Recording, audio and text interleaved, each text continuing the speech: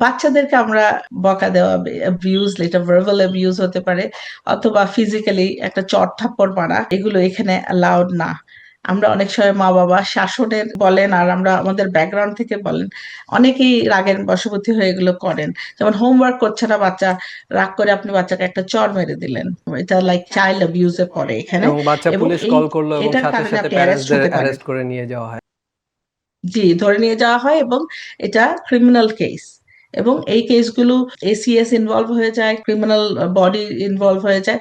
So it's lot of, অনেক বেশি consequence আছে। এবং এসিএস যদি একটা কেসে ইনভলভ হয়, ইট tax like at least 2 to 3 years to get rid of them. ওরা ইনভেস্টিগেশন করবে, আনঅ্যানাউন্সড আপনার পাশে আসবে, ভিজিট করবে, এবং আপনার অন্য বাচ্চারা যদি থাকে তাদেরকে নিয়েও এসিএস এর লট অফ ইনভেস্টিগেশন হবে আর কি। মানে প্যারেন্টসদের সবসময় সতর্ক অবস্থায় থাকতে হবে বাচ্চাদের ক্ষেত্রে।